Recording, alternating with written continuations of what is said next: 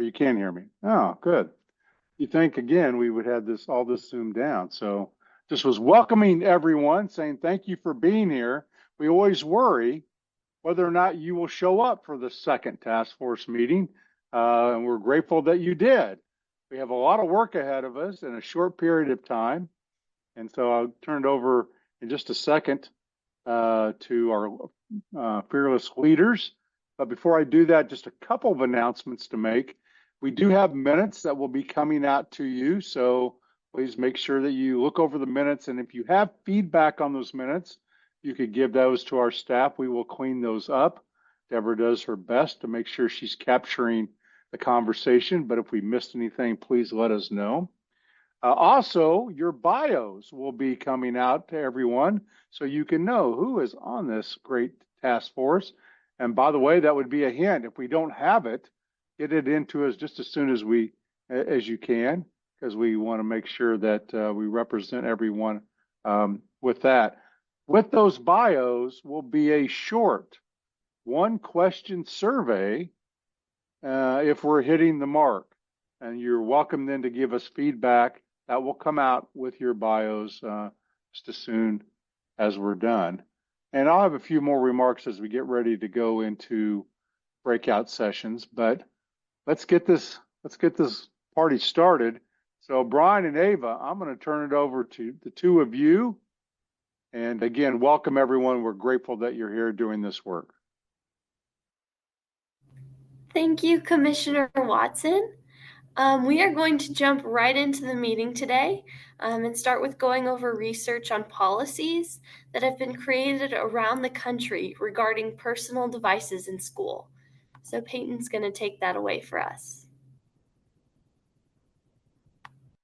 Okay, thank you, Ava. Like she said, I'm going to run us through some slides again this week to go over policy on cell phone policies that have happened in large districts or states around the country.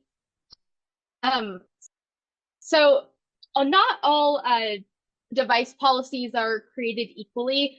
We've been seeing a lot of different versions of cell phone bans or cell phone policies, but that doesn't necessarily mean the same thing to everybody. And so we've seen a lot of different versions of these happen in Kansas and across the country. So just to kind of get us up to speed on some of the policies that we have been seeing, one example is bell to bell, and that might happen in a couple of different ways. Sometimes they're stored with the student, so either in something like the magnetic yonder pouches, so they're with the student but inaccessible, or in a backpack that the student carries with them that just has to be, so they just have to be out of sight. Or they might be stored separately from the student, so either they have to be in the student's lockers, or there are specifically designated phone lockers in the building, something like that. But either way, the idea of this policy would be that that the student is not using them from the time that they start school in the morning to when they leave in the afternoon. Another version of this is that cell phones are permitted only during certain times of the day. So during instructional time, they need to be away in whatever capacity that school decides, but they are allowed, for example, during a passing period or lunchtime. But then other than that, they would not be allowed. And then the other thing we've been seeing is that it's kind of up to the teacher's discretion what their policy might be. So some teachers might have some kind of caddy in their room that all students have to put their phones in. Some teachers might say, you can use your phone in my room during downtime. So some schools kind of leave it up to the individual teachers. So, kind of on the other side of this is that there have been several bills across the country that state legislatures have introduced to put some kind of restrictions on cell phones in schools.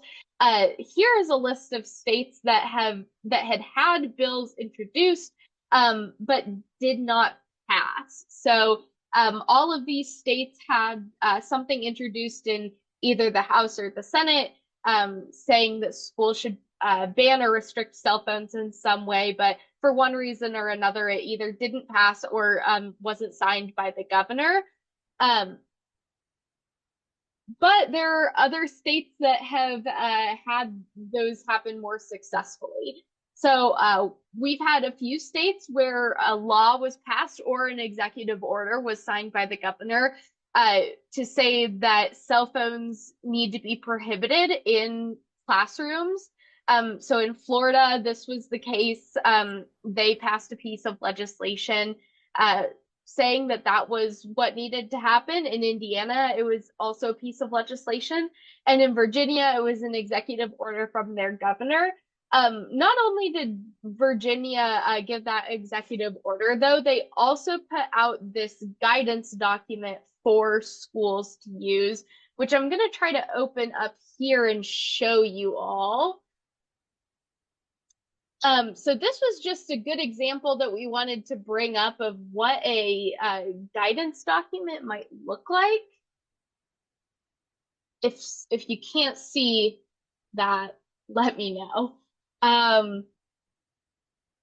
But this one is a draft coming out of Virginia right now. But they have these different sections with definitions, what is a cell phone free education, and then down here it gives recommendations. So they have split their recommendations up from elementary schools to middle schools and high school recommendations. So they've also got this really good section that I think speaks to a lot of parents' concerns on exemptions and emergency communications, which is, I think, where a lot of pushback seems to come from when people do have these policies in place. So as far as kind of a guidance document goes, we just wanted to highlight this one as an example to kind of look at. We will drop that link here in the chat just so everybody can look at that later if they want to. And then these slides are going to be posted on the web page, which you all have access to as well. So if anyone wants to go take a look at that, they're more than welcome to. And then we have states that have had the state board put out some sort of guidance encouraging districts to limit cell phone use, but it's non-binding. So that last slide was talking about states that had passed a law that required schools to do something. These states have had their state boards of education put out some sort of thing saying the state board of education thinks that school districts should do X policy. And then they put those out there for schools to use. And then this one is similar to the last one, but it's a law that either encourages or requires districts to adopt a policy. So in California, they passed a law that encourages school districts to adopt a cell phone policy, whereas in Ohio, there was a law passed that requires school districts to adopt a policy, but it doesn't necessarily say what that policy has to be. And then that is all I have for the research for this week. So I will go ahead and open it up for questions if anybody has those. We'll do the same raise hand kind of protocol that we did last week, and Ava's gonna call you out if you have any questions about those other policies.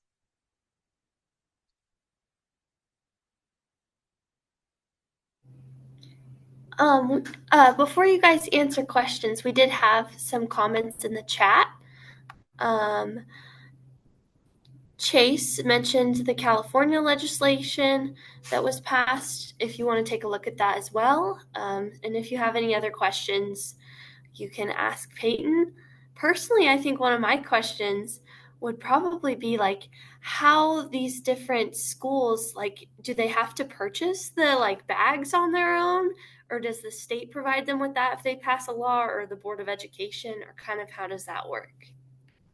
Yeah, so that has really varied from state to state. There have been examples where the legislature has said schools have to ban phones, and they'll allocate some sort of money as like a grant or a stipend to any school that wants to use the Yonder bags. I have seen that sort of policy. Other ones are just saying you have to have a policy, but not necessarily what that policy has to be. So then if the schools wanted that policy to include Yonder bags, it would be on the district to purchase those.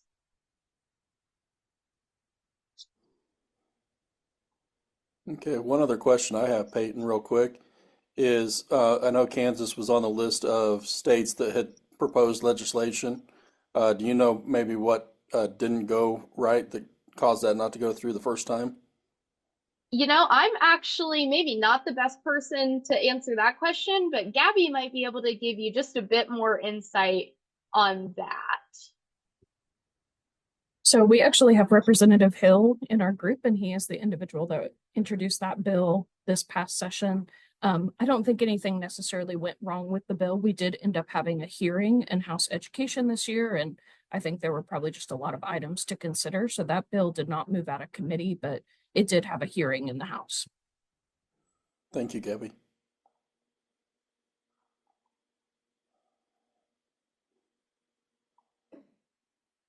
Does anybody have any other questions for Peyton during this time?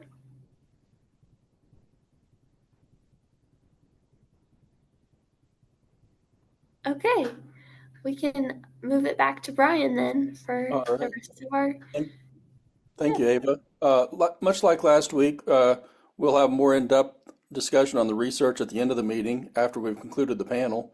I want to take a moment and introduce our panelists that are going to be speaking with us today. We're going to have Kelly Bielefeld, who is the superintendent from USD 259 in Wichita. Kara Ballou, who is a U.S. history and government teacher at USD 385 in Andover. And Brent Wolf, who is a principal at USD 260 in Derby. We'll have each of you talk a little bit about your background, tell us a little bit about your schools and your policies, and kind of how those policies are implemented. Brent, will you go ahead and get us started with this, please?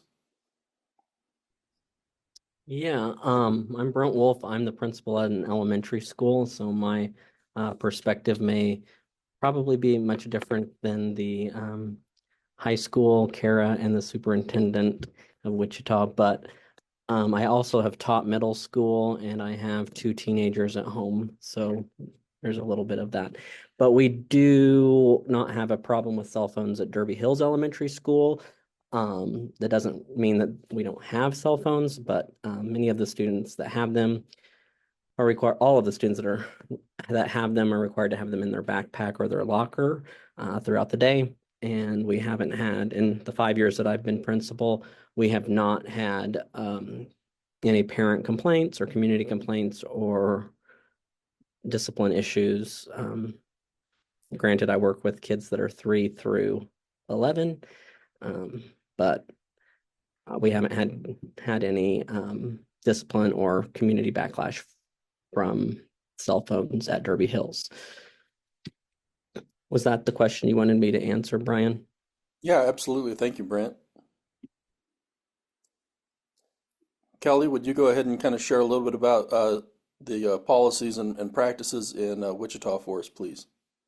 Sure. Kelly Bielefeld, Superintendent, Wichita Public Schools. Uh, if we don't know, largest school district in the state, so we have 9 different high schools and 18 different middle schools, and so consistency on any policy is obviously challenging when you're talking about that kind of volume.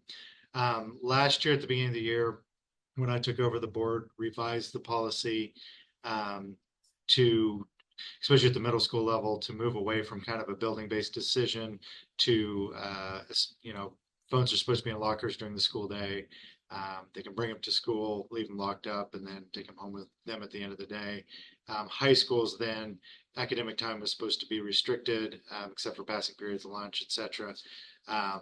Obviously, post COVID, all of the we were 1-to-1 across the district and you doing everything on technology. So it's a challenging habit to break for kids for all sorts of reasons. Like Brent said, I'm a parent of early young adults, 2 high school kids, a middle school kid, and so know some of the challenges, some of the distractions, some of the issues with social media, and some of that too. So the one thing I would add in that we added in our board policy that is relevant, I think, to the discussion is about how during passing period, students recording videos of kids fighting and then posting those videos. And it's interesting to me that you share violent videos of minors doing violent things with one another, and it's not really thought of as a thing, as opposed to if it's inappropriate in a sexual way, it's illegal in every way, shape, and form all across the nation. So it's really not appropriate for people online to be sharing violence against minors in any way. And so we did kind of crack down on that. It's a natural occurrence for a high school kid to pull out a phone when they see something crazy going on, but that only adds to the disruption and adds to the chaos and adds to everything else that can unfortunately happen in a high school setting. So we also took that step. I would say enforcement's been a mixed bag. A lot of teachers appreciate the policy having their back, but I wouldn't say we're 100% consistent in the way we administer that policy, at least a year into into the change. Thank you, Kelly. I really appreciate you sharing there. Kara, would you go ahead and kind of share a little bit of your experiences, please? Certainly. So I'm Kara Ballou. I teach at Andover Central High School. We have 2 high schools in Andover. And our high school policy is at teacher discretion. Our middle school policy is no phones. They should be in lockers and things like that. So it sounds like it's a bit consistent. My personal experience in the classroom with the phones, I would say I would agree with Kelly in that it's worse after COVID. We talk a lot about the chemical reaction that happens when you pick up that phone in terms of your own body because of the way that you react to it. When I taught at Marshall Middle School for a while, and I explained to my students that they're giving up their Fifth Amendment rights of testifying against themselves when they videotape things and then they post them on a public site. I'm like, come on, you can do better. And I tell my high school kids that. But I find them kind of there's 2 sides to it. They can be really helpful in helping a kid focus. I recently purchased some iPods. It's amazing to me how much I can focus. I get it. I also understand that I don't want them in when I'm talking, when they're working with a group, when they are, supposed to be taking a quiz or a test or something like that. And so I find that every single hour I have to say, put your phone in your bag, because they are allowed in the passing periods, and they kind of push that. We do have some teachers who say none at all, and you're going to stand outside the room until you get done with your phone and then you can enter. It is a power struggle when you ask a child or a student to give you their phone. It's like, you've asked them to give them, your foot or their hand or something or else. And I understand that. It's a whole lot more than a phone. It's not just a little flip phone kind of a thing. I would just a little bit of a shout out for your Justin Castle, I believe it is, at PV Middle. A friend of mine teaches there, and she said that policy of absolutely no phones has made a huge difference there. And so, I've talked to several people. I am working on a doctorate, and part of that is social media. and generations. And I have seen a huge impact. This morning, in fact, I had a young lady get a text right as she was walking into my class. It was a dual credit government class through Butler County.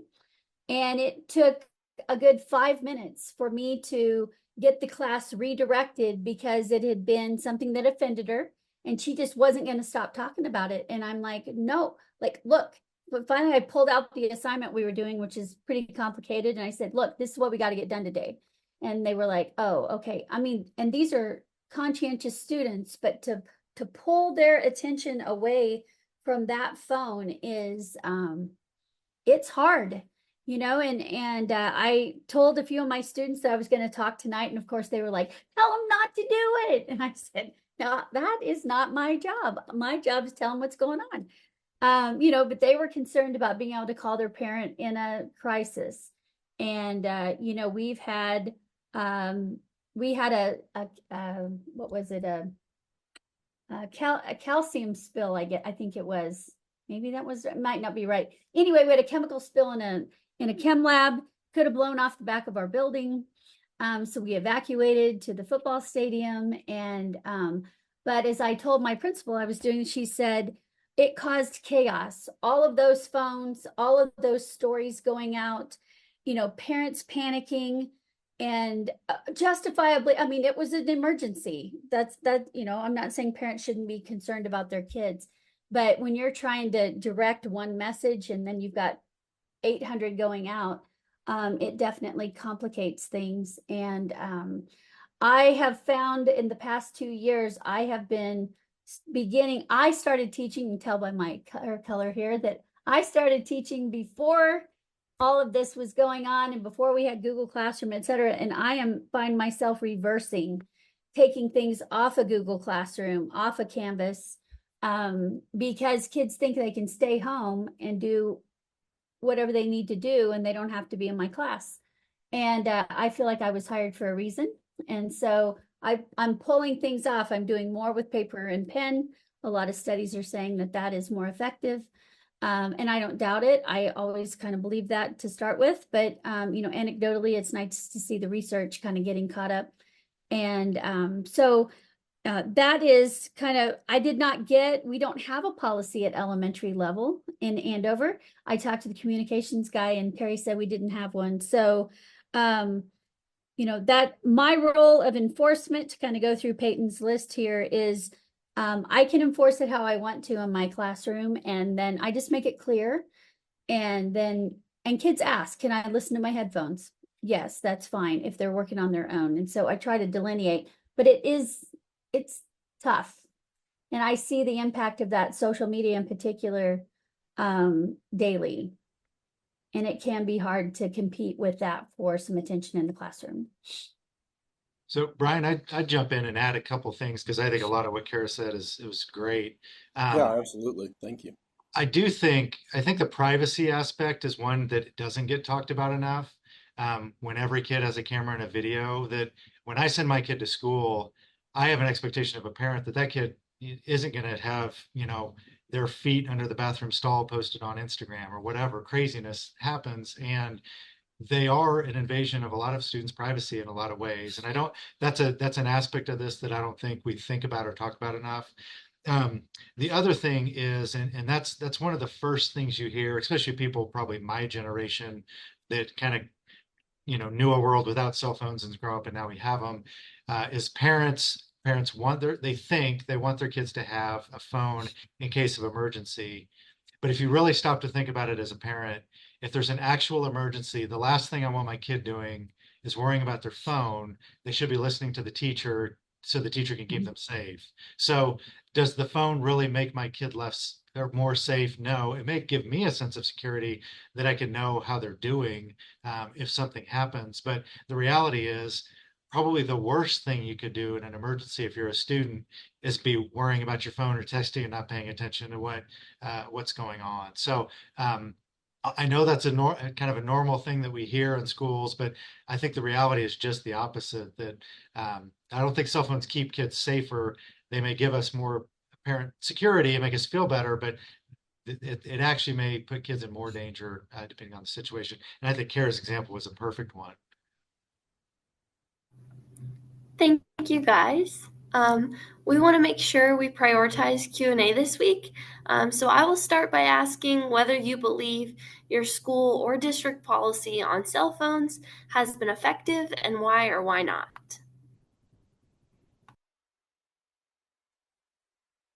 I can go first. I also was a Board of Education member for 8 years during COVID and 3 bond issues and 4 superintendents. So my stress level is a-okay, but I'm no longer on the board. Bless their hearts. But during that time, one of the things that the high school was working on was banning cell phones, and it took a lot of resistance and a lot of struggle.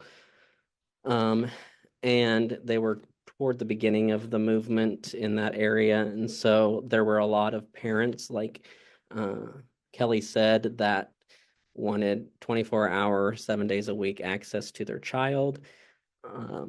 And so then they made it kind of like Kara's school, where the teacher could have the control over the classroom.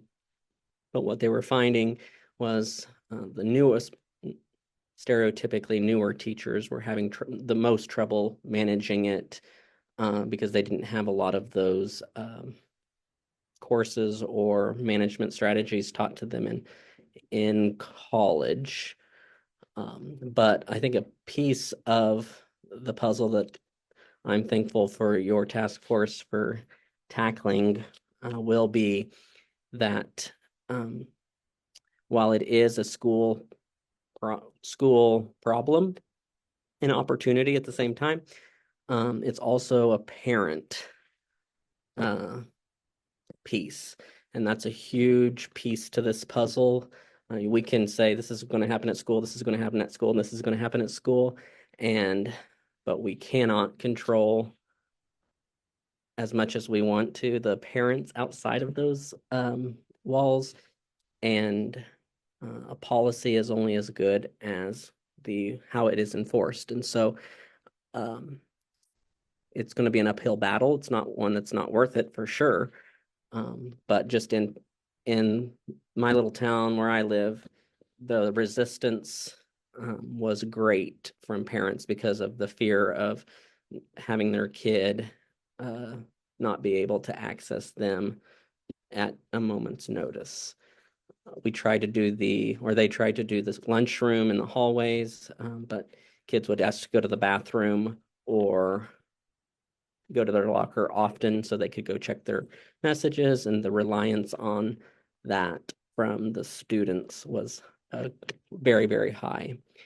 And then the last thing I want to say for implementation or the policy success or failure is it is also vitally important to know that we are child development experts. We have training to say what is developmentally appropriate for children, how learning occurs, what are the ingredients of a successful classroom and learning, and so to lean into that, I don't go to my medical doctor and say, I need this, because I trust and lean on him or her to provide me with their expertise.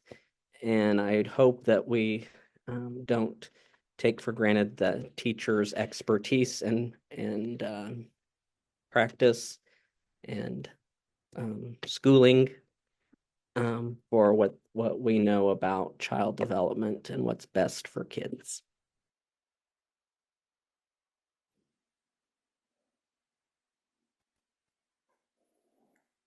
Okay, I think we have a question from Kim.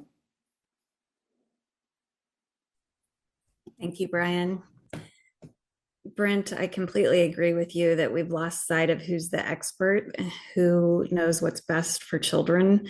And I think there's a gap in the education of parents and the need for administrators to be transparent with what's happening in the schools, what's the concern, so parents understand that it's not just them texting their student to see what they want for dinner, but that is allowing an opening for them to check the 200 other notifications that they're receiving. So I think it would be good to evaluate what the school's role is in educating parents to understand not only what's happening, but also the research. And the research is very clear on the disruptions that phones are causing. So I agree with you on the child development and the education piece. I did have a question earlier. I know at the elementary level, phones haven't been a concern for you yet, but I'm curious about smartwatches because I've heard we have sixth grade in Shawnee Mission in elementary, and the sixth grade teachers have really had struggles with smartwatches. So when I define phones, I actually include watches and AirPods and other things. So I'm curious if that's an issue. Yeah, smartwatches we feel are just like cell phones. You can call on them, you can text on them, you can get notifications on them. Even though they're called watches, they do tell time, but unfortunately, I don't think they're used for telling time more often than not. So yeah, we use the same blanket statement that it's great that you got an Apple Watch for Christmas, but its house will be in your backpack until the end of the day. Thank you. Kim, I was actually a little bit surprised that our policies, I was looking through them, knowing I was coming this evening, and they don't say anything about Apple Watches.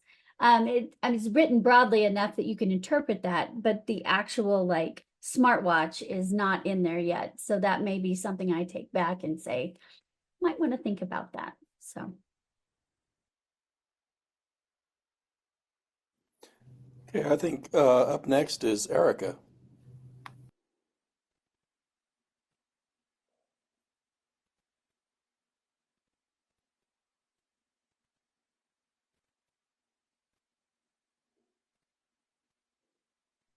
Hi, sorry everybody. Can you hear me?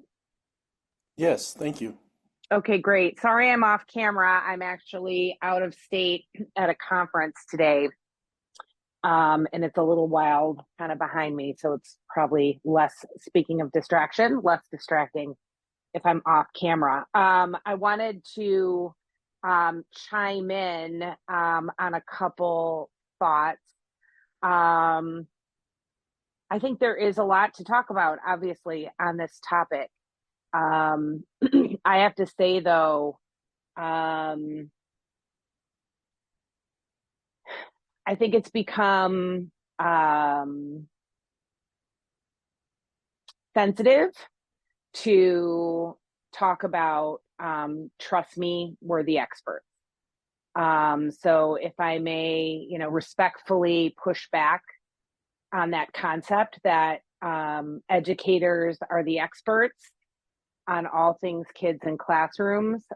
Frankly, parents are the experts on their children, and that would extend into the doctor's office. And that would extend for yourself into the doctor's office. You're the expert on your body. Now, does that mean you go and do your own surgery? Like, no, you don't. But at the end of the day, you need to get as much information as possible.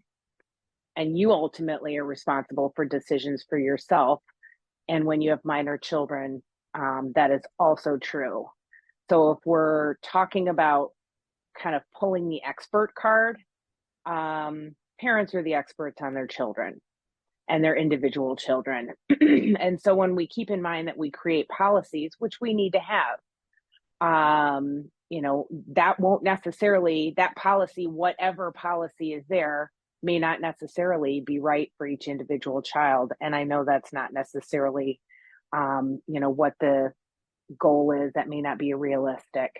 But I'd like to push back on that. I also would like to suggest that I'm not sure we're taking enough time perhaps to discuss, and maybe that's just what we haven't gotten to yet, but I'd like to make sure there's enough time to really discuss specifics around why cell phones are a safety device for young people in schools. Obviously, they can definitely be a distraction. They can be a distraction at all kinds of times. Our kids are struggling with academic proficiency a lot in the state of Kansas, in Johnson County, where I am, even in Blue Valley, where I am. So I think it's important that we look at things like this. But, if we come into this with the idea that the goal is to ban cell phones, and that we're then backing our way into that, I think we're missing an opportunity. I know no one's saying that outright, but even in the language that was used and described earlier when reviewing policies from other districts and other cities and things like that, describing even legislation discussion, describing that legislation wasn't successful if it didn't pass a cell phone ban. And I may be paraphrasing incorrectly, and if I am, someone please correct me, but that was what I heard. So I'd like to toss those things out to the group for consideration.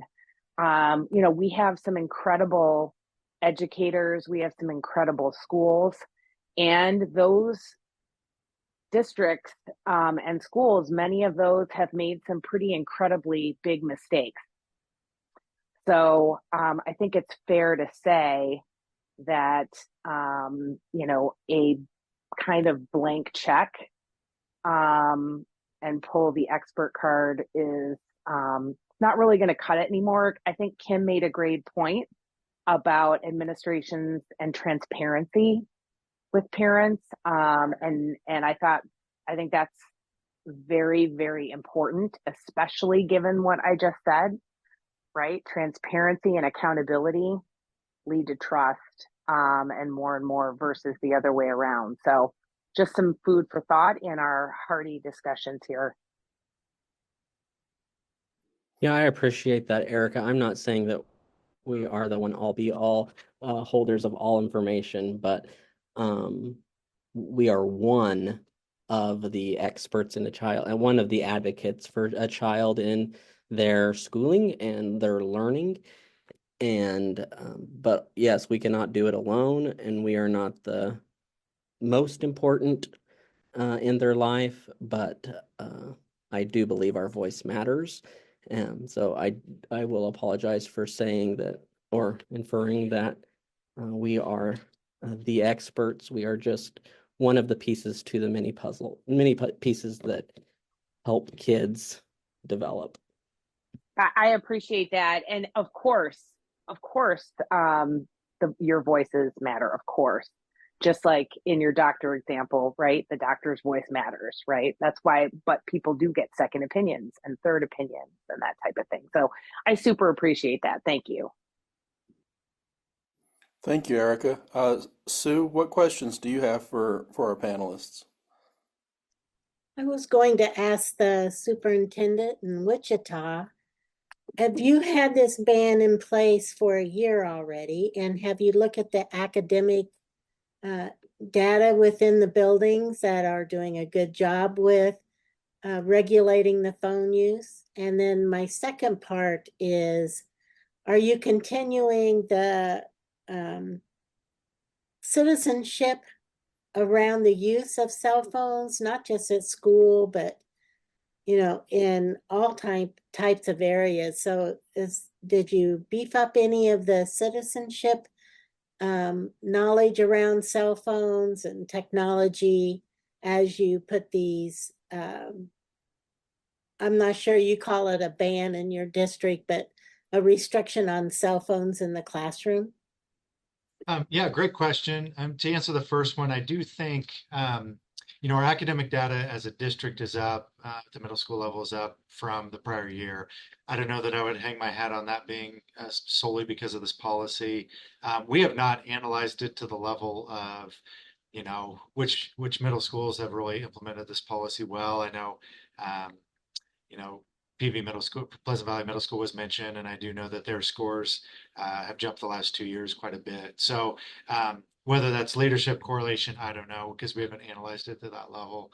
But I do think in every way, right? Whether it's intercom calls from the office or fire drills or all interruptions disrupt the instructional time, right? Like any interruption in the instructional time breaks concentration and makes it hard for kids to learn. So whether it's a cell phone or something else, protecting instructional time was something I always believed in as a principal, and not having assemblies during our core blocks and all that kind of stuff. Cell phones are just one piece of that. We have done at the middle school level, and this really wasn't because of the policy, but just in conjunction with it.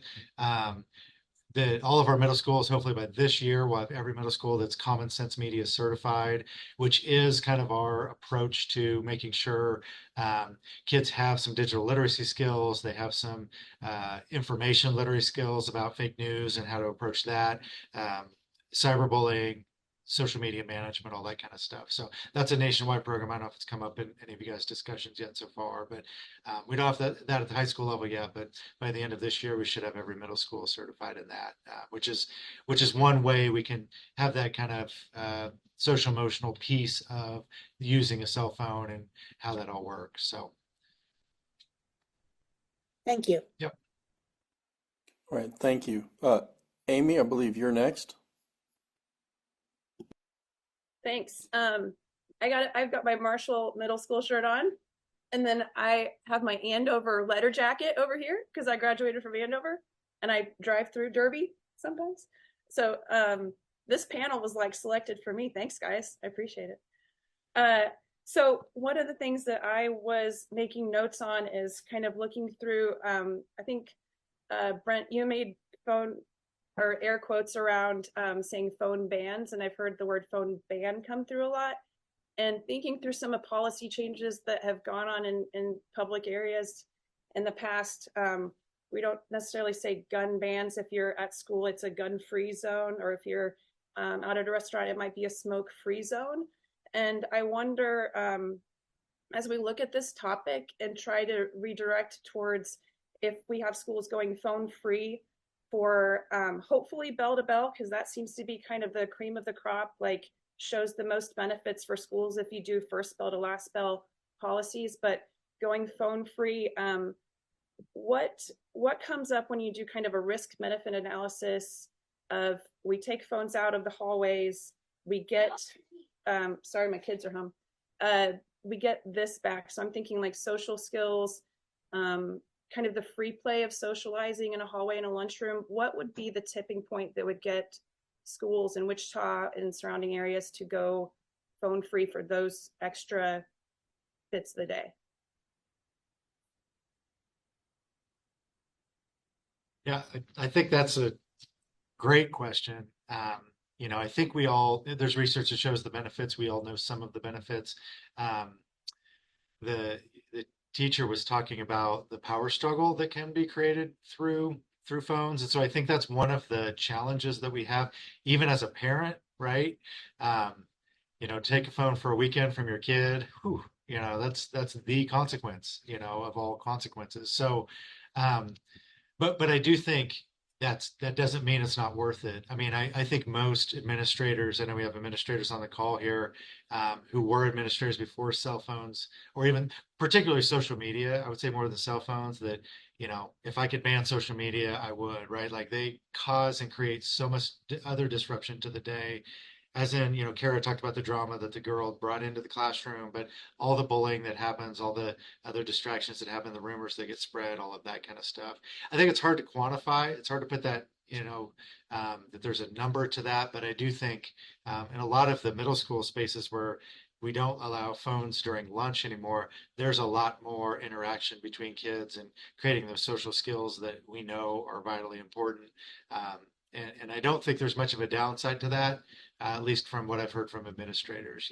There's maybe a louder lunchroom, but it's not as though kids are doing other, negative, antisocial things during that time. It's really, for the most part, been positive. So, do you think that with Kara, and just a continuation on that with the Jonathan Haidt book talking about creating new social norms.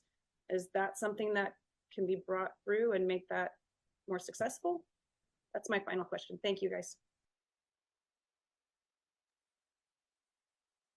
Well, if that was addressed to me, I haven't read the Jonathan Haidt book. Actually, I had a parent of a friend who has a daughter in my high school who said, "Hey, has anybody seen this?" And I have it right here, and so I loaned it to her, so I haven't had a chance to read it yet.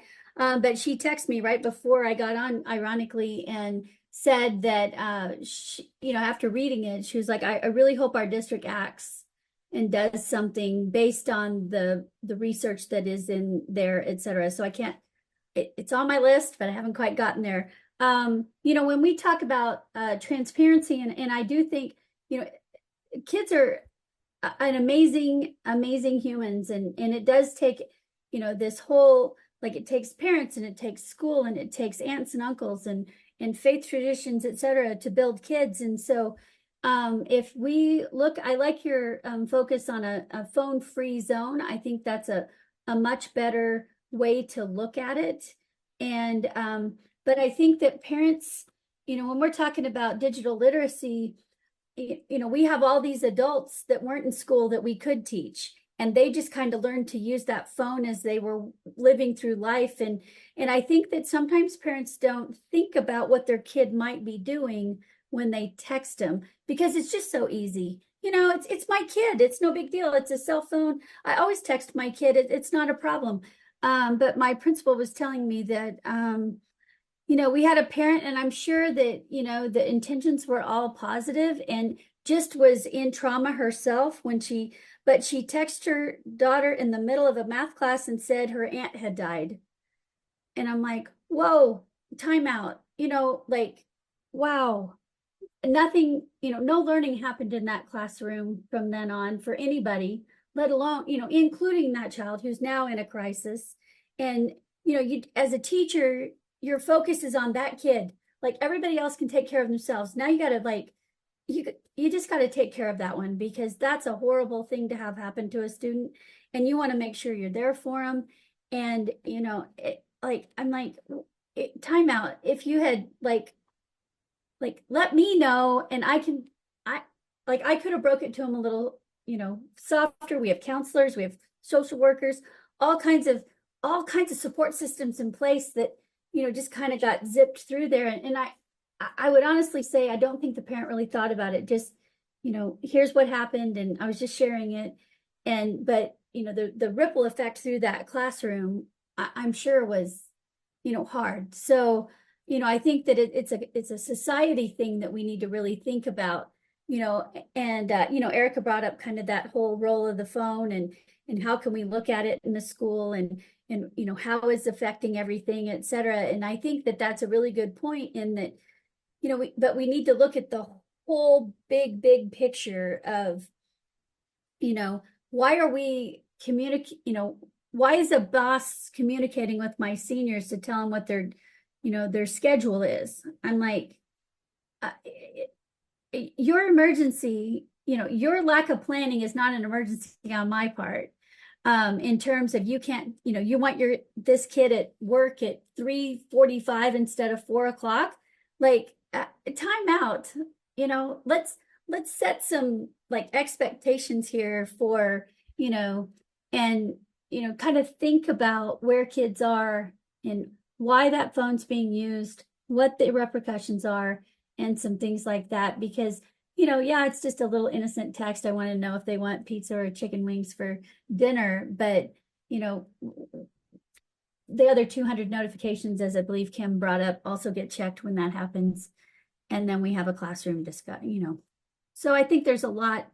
I agree that with a lot of people, there's this whole big holistic thing going on here. And I'm really grateful for the people who've chosen to be a part of this task force, because I think it's a really important discussion.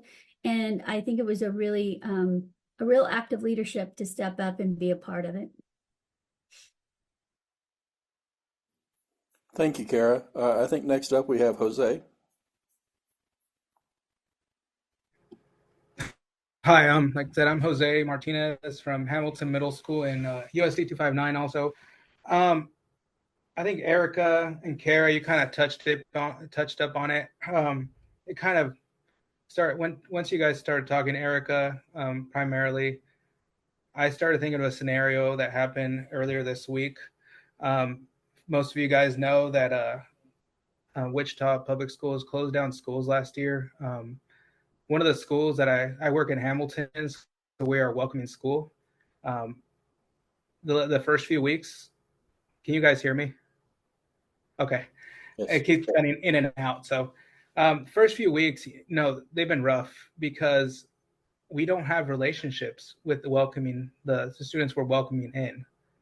Um, Parent came in, I'm like, hey, your daughter's been using her phone in class, and the parent started telling me, I don't know you, I don't have relationships with you, I don't know if I trust you. It kind of it's more scenario based of what Erica was talking, and it goes back to kind of the basics of education. Maslow's hierarchy of needs. Why does the parent feel like that? Do they feel that their kids are safe in school? Is this just echoing kind of nationally what's going on? There's gun violence in schools, there is threats to schools, there is bullying, cyberbullying. Are parents accepting that and taking that internally and saying, hey, one of the basic points of Maslow's is safety? Is that phone just an effect? Is just a way that, kind of like Erica said, is it something that will provide that mesh? But we're not really answering, and this is what Kara, we're not really going to the root cause of why do parents and students feel that phones are a need in school? Not just like what are kids doing? I'm not talking about that part, but why do parents feel that it is okay that kids have that phone? And you know, it's a lot of it has to do with safety, but the parent ultimately is telling me, hey, I want my kid to have that phone because I don't know if I trust you, I don't know if I trust his school, this is new to me, this is new to my kid, I want my kid to be able to tell me what is going on if they're in trouble. That talked a lot to me. We need to build relationships, we need to provide safety, but it's all, if you get to the root cause, it's a lot of social emotional. It started unwinding with COVID, and it just keeps going and going. And I think the phones, kind of when I talked about, I don't know if it was group or when we broke up into groups last week, kind of how ADHD gets masked with some of the kids when they're using technology. What are phones also masking some issues, that social emotional needs that students are having? Or if we take those phones away, if we take access to, that safety net that they're providing, are we going to need more social aid in school?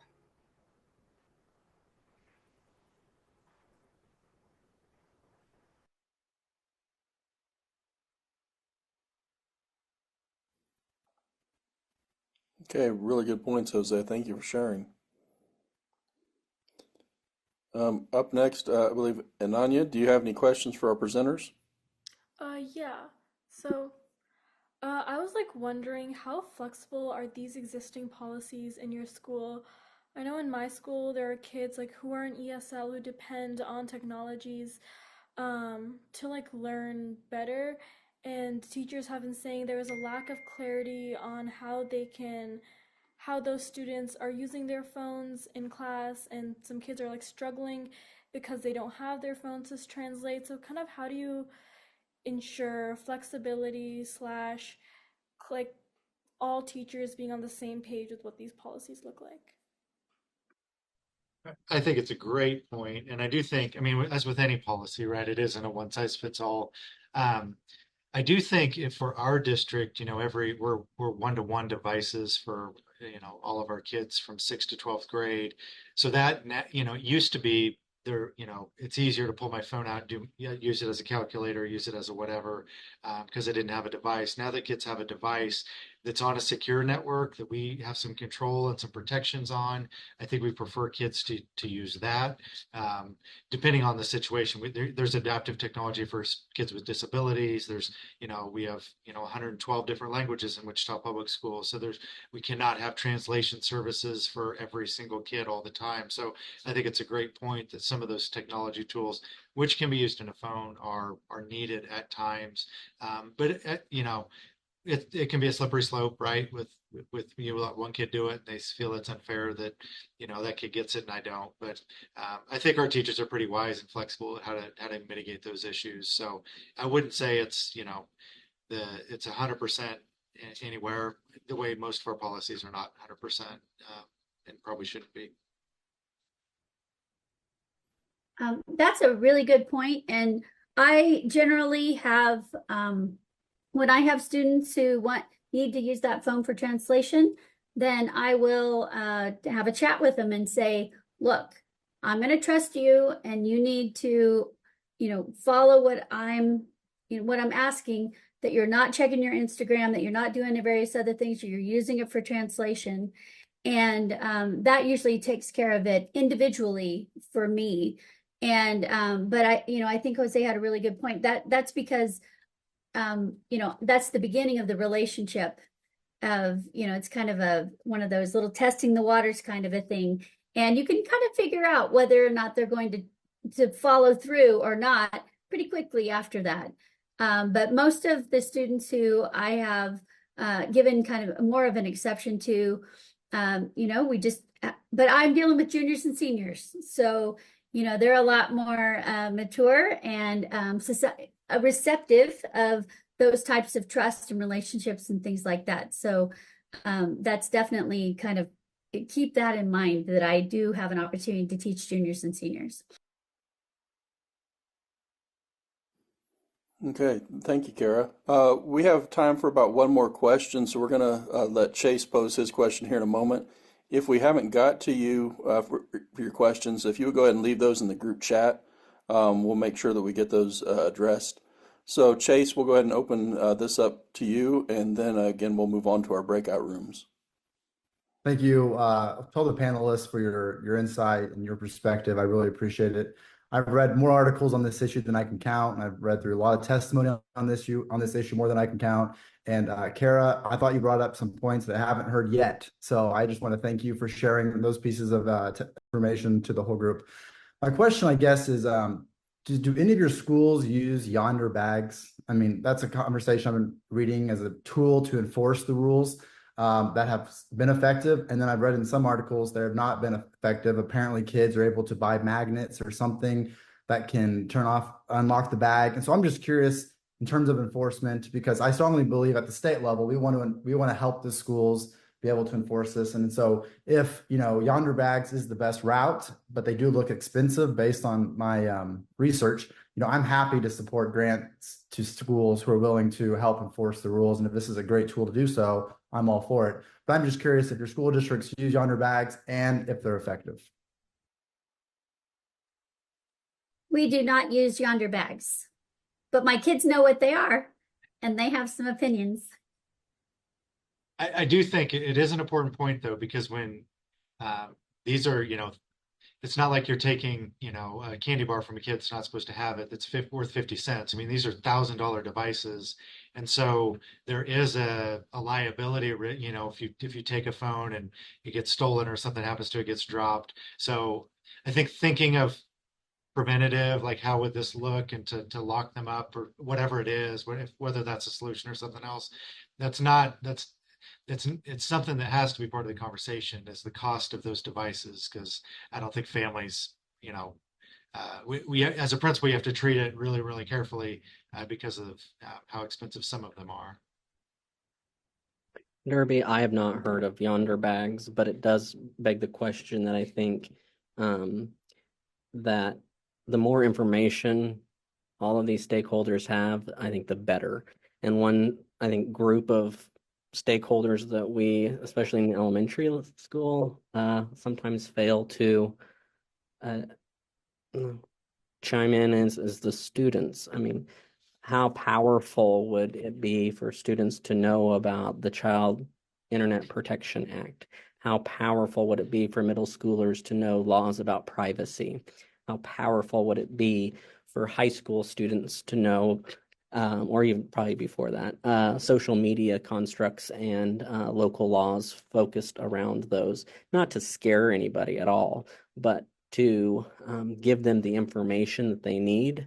So when they have conversations with their parents on other pieces of this puzzle that are helping them and to grow into great people, they will be able to hopefully lay out what all of the information that they received. Brent, I think it's a great point, and I know we're out of time, but even we equated this to a smoke-free zone or whatever. If you think of this as a public health issue, education has to be a piece of the solution, right? Like we have smoke-free zones, but people don't smoke not just because there's a smoke-free zone, but because they know about the negative health implications of that. People wear seatbelts now; they didn't used to wear seatbelts. Part of that is it's against the law, true, but they also know that there's dangers about doing it. I think an educational piece, what are the dangers of this for your kid, whether they're 3 years old or 13 years old or 23 years old? I think that's got to be a part of the conversation, part of the solution that hopefully you all come up with. All right. We'd like to really thank our panelists for taking time to speak with us today. I know you guys are busy, and we really appreciated you guys all sharing your expertise. I know I definitely took away some interesting insights from you. We're going to move on to breakout room discussions, and into these, we're going to talk about the policies a little bit more in depth. We're going to place you in breakout rooms and want the discussions to really focus on what a potential cell phone or personal advice policy could look like at the state level. Before we transition to these, we're going to switch back to Dr. Watson real quick so he can spend a little time just kind of sharing what the state board's role in this would be in terms of what we can and can't do with guidance. So I'm going to go ahead and turn it back over to Dr. Watson real quick. Thank you. And again, thanks for a lively discussion and to our panelists for fielding some really hard questions. We've got good questions for the panelists today, so thank you for that. So in the state of Kansas, as I think many of you know, we within education we have two constitutional bodies, if you would, around policies and regulations and guidance.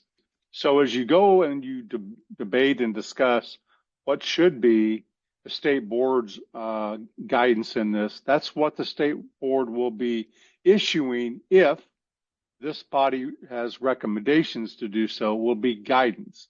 They won't be mandatory regulations of thou shalt. It will be here's the research as you have crafted it, and here's the recommendations for guidance for school districts as they start maybe to put together their own policies. So I just wanted to make sure that everyone understood the limitations of the state board, or in some ways the partnership that the state board has with local boards around the autonomy of the local boards. And Brian, I'll turn it back to you, I guess, to get everyone to their breakout sessions.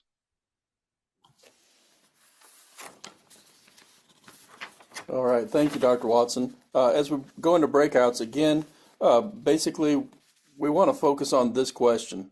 If the state board were to issue guidance for districts on a personal device or cell phone policy, what should this policy state? Some examples: should it be a bell-to-bell ban? Should it be up to teacher discretion? Should it be allowed during lunch?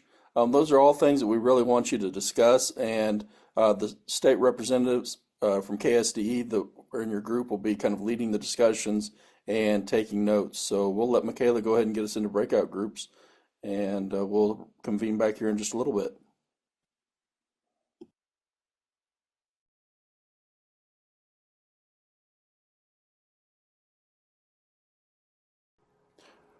Okay, it looks like we've just about got everybody back from breakout rooms.